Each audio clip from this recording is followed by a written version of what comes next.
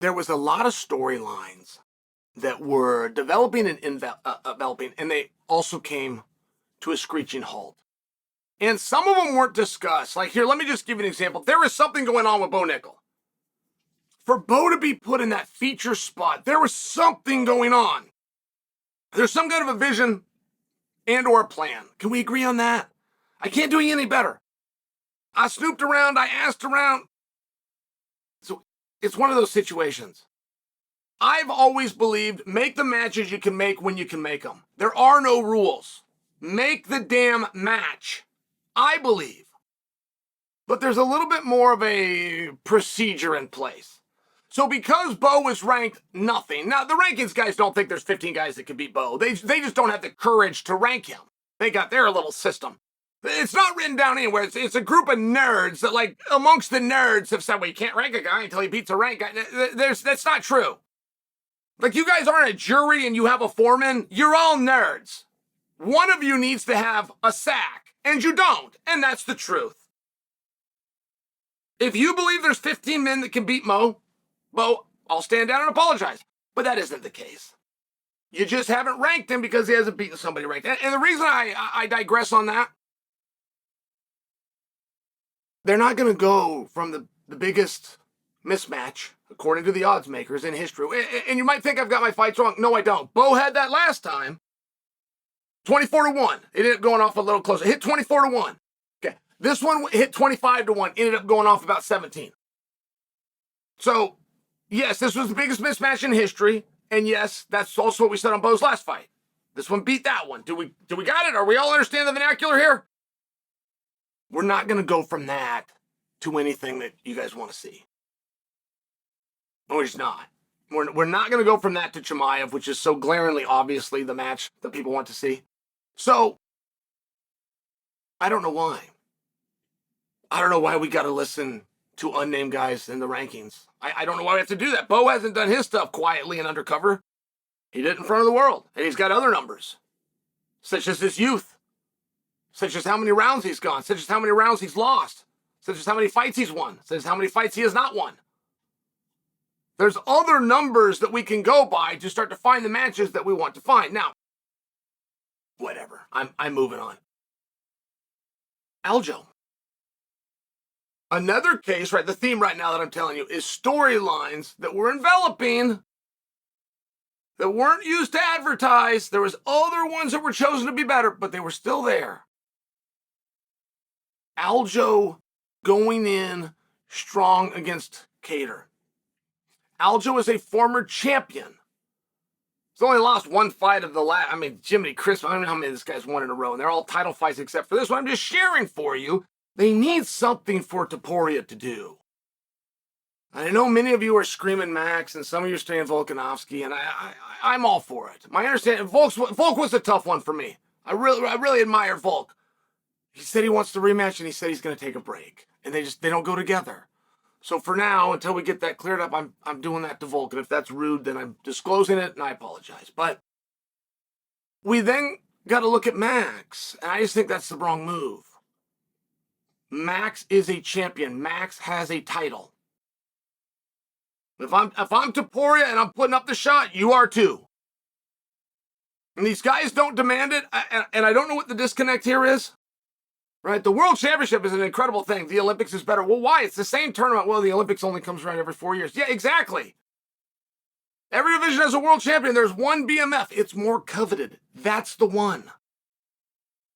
All right, great. So if Max doesn't come down, though, I'm just suggesting for you, if you start looking for the next best thing, Aljo's right in that talk, guys. You better bet your ass he is. Okay. Now, I'm building because I'm burying my lead because y'all must have forgot. Alexander Rakic was awesome. Oh! Now, there was nothing about this fight where Rakic was going to have his best performance. Nothing. From Jump Street, he'd been out for a minute. He got huge. We thought he was coming back at heavyweight. He was spotted weighing 250, and a guy patted him and could feel his abs. Like, my God, you're not going to make 205. They look beautiful. He's all big and strong. Super hard fight. That was personal. With Prohaska, I'm not sure that wasn't the number one contenders match if Rakic would have won. If Rachik would have won, they'd have bumped Ankalaev. I strongly believe that. Oh, by the way, Rachik, who's having a bad performance, he'd been out, was winning. He was winning the fight over the guy in Prohaska who picked up the world championship in Rachik's absence. And I tell you that as my way of shining Prohaska, who deserves a lot of credit. I just don't feel it was a number one contenders match in that. I just don't think Prohaska Pierre, which was just done. If it was Prohaska Hill, yes. And they would have bumped Ankalaev. But in this situation, right, it's going to be one of those matches that is probably going to just play out. Ankalaev disclosed he was offered this fight, turned it down because of Ramadan. Look, when you bring up religious reasons, pretty hard to argue against, right?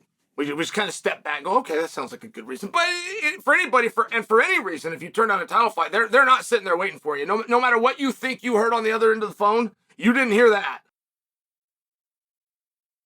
No matter what you think was said to you, if you turned down a title fight, you weren't offered that. And I mean, some of them are infuriated. I got to tell you, I don't want to give these guys a hard time, but Adesanya and Duplessis were offered the main event. And one of them said no. Based on interviews, it sounds like that was Duplessis. And it's his career. And he's done a damn good job with it. But if you can't fight because you're sick or you're hurt, don't come. It was the strangest thing in the world. And I couldn't believe the commentators didn't call this out. It's one of two. We as the fans have either been given bad information. Great, then the media should be called out. They're the ones that told us Adesanya and Duplessis, and they tried to get them together. Now, we watched all that happen. We watched the rush to get Strickland in there, to get Strickland out of there. We watched the rush to get Adesanya's paperwork cleared up so that he could fly. We heard from Izzy that he wants to fight. I mean, it's all of these things, but if that wasn't true, great, then let's call that out. If it is true, you can't be there. This happened to me in a college duel, and I know the guy's name. I won't say his name. But I went to watch my own alma mater, the University of Oregon, and there was a feature match. The feature match is this guy versus Kyle Larson, and this guy can't take to the mat. And then you as the audience, you never really know. Is he sick? Is he hurt? Like, which one is it? And you never, but you get to the duel, and that's the milkshake match right there. The whole reason that anybody came out to Gill is to see that match. Well, we're not going to get the match. Why? Because this guy can't do it. All right, fair enough. I wish him well for me. Wait a minute. I'll wish him well myself. He's sitting right there. What do you mean he can't wrestle? And now I don't need your answer. He's sick. He's hurt. It doesn't matter. If he's right there, he's neither. He's neither. He's not feeling well. Well, why do you got him contaminating your whole team? I mean, you just outed the fact that you made it up. I got to tell you, I mean, that really is how I feel about it. You're going to turn the fight down, and then what? You said, Dan, I can't do the fight. Hey, Dan, can I get a ticket to the fight? What? I couldn't even imagine.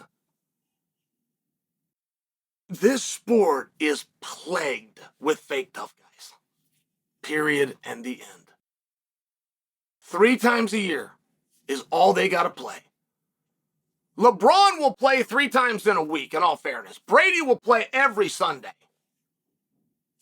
These guys can't make it 3 times a year. Could you imagine, no, Dan, I can't do the fight. Keep the money. I'm going to hold the belt. We'll talk later. Hey, can you comp me a ticket?